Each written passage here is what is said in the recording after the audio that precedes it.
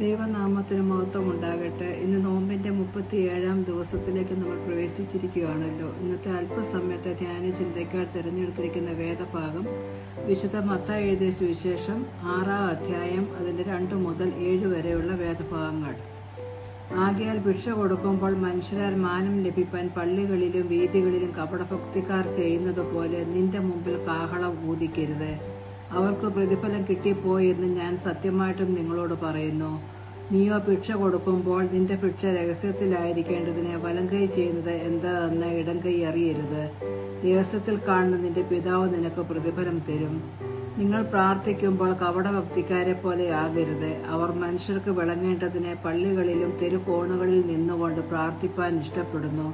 അവർക്ക് പ്രതിഫലം കിട്ടിപ്പോയി എന്ന് ഞാൻ സത്യമായിട്ടും നിങ്ങളോട് പറയുന്നു. നീയോ പ്രാർത്ഥിക്കുമ്പോൾ അറയിൽ കടന്ന് വാതിലടച്ച് രഹസ്യത്തിലുള്ള നിന്റെ പിതാവിനോട് പ്രാർത്ഥിക്കുക. രഹസ്യത്തിൽ കാണുന്ന നിന്റെ പിതാവ് നിനക്ക് പ്രതിഫലം തരും. ഈ വേദഭാഗങ്ങളിൽ 2 കാര്യങ്ങളാണ് പ്രത്യേകമായി പ്രതിപാദിച്ചിരിക്കുന്നത്. ഒന്ന്, നമ്മൾ ദാനം ചെയ്യുന്നത് രീതി. 2, നമ്മുടെ പ്രാർത്ഥനാ രീതി. ദാനം ചെയ്യുന്നത് മറ്റുള്ളവർ കാണണമെന്ന ആഗ്രഹത്തോടെ ആകുന്നത് ദൈവത്തിന് പ്രസാദകരമല്ല. വലംകൈ ചെയ്യുന്നത് ഇടംകൈ അറിയരുത് എന്നാണ് ഇവിടെ പ്രതിപാദിക്കുന്നത്. നമ്മുടെ പ്രവൃത്തികൾ മറ്റുള്ളവർ കാണേണ്ടതിനാകരുത്. ഭിക്ഷ കൊടുക്കുമ്പോൾ അത് രഹസ്യത്തിലായിരിക്കണം. രഹസ്യത്തിൽ കാണുന്ന പിതാവ് പ്രതിഫലം തരുമെന്ന് തിരുവചനം നമ്മെ ഓർമ്മിപ്പിക്കുന്നു. അതുപോലെ പ്രാർത്ഥന എന്നത് ദൈവത്തോടുള്ള ആഴമായ ബന്ധമാണ്. നാം പ്രാർത്ഥിക്കുമ്പോൾ രഹസ്യമായി ദൈവത്തോട് യാചിക്കണം. ദൈവത്തോടുള്ള നമ്മുടെ പ്രാർത്ഥന മറ്റുള്ളവർ ശ്രദ്ധിക്കുന്ന രീതിയിൽ ആകണമെന്നില്ല. പ്രാർത്ഥന ഹൃദയത്തിൽ നിന്നുള്ള യാചനയാകുമ്പോൾ ദൈവം അത് കേൾക്കുകയും പ്രതിഫലം നൽകുകയും ചെയ്യും. നമ്മുടെ ഹൃദയത്തിൽ ദൈവത്തിന് ഇടം നൽകുക. ദൈവം ഹൃദയത്തിൽ വസിക്കുമ്പോൾ പ്രയാസങ്ങൾ മാറിപ്പോകും.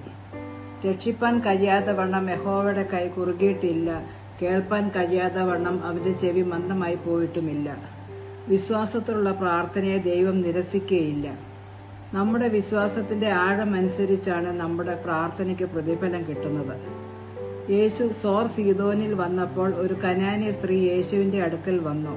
തന്റെ കുഞ്ഞിനെ സൗഖ്യമാക്കണമെന്ന് യാചിച്ചു. യേശു അവളുടെ വിശ്വാസം കണ്ടിട്ട് അവളുടെ മകൾക്ക് സൗഖ്യം കൊടുത്തു.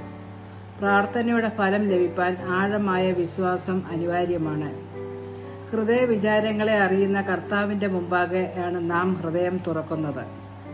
അനുതാപ ഹൃദയത്തോടെ അവന്റെ മുമ്പിൽ അണയ്ക്കുന്ന ഏത് യാചനയ്ക്കും അവൻ പ്രതിഫലം നൽകും.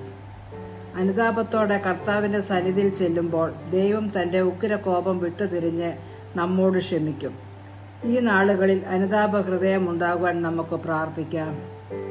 ദൈവമായ കർത്താവെ, അനുതാപ ഹൃദയത്തോടെ നിന്റെ സന്നിധിയിലായിരിക്കാനും ഹൃദയ വിചാരങ്ങളെ അറിയുന്ന കർത്താവിന്റെ മുന്നിൽ ഹൃദയങ്ങളെ തുറപ്പാനും ആയിരിക്കുന്ന അവസ്ഥയിൽ നിന്ന് ഒരു പടി കൂടെ നിന്നോട് അടുത്ത് ജീവിക്കുവാനും ഉപേക്ഷിക്കേണ്ടതിനെ ഉപേക്ഷിപ്പാനും സ്വീകരിക്കേണ്ടതിനെ സ്വീകരിപ്പാനും വേണ്ടുന്ന കൃപ അടിയങ്ങൾക്ക് തരണമേ.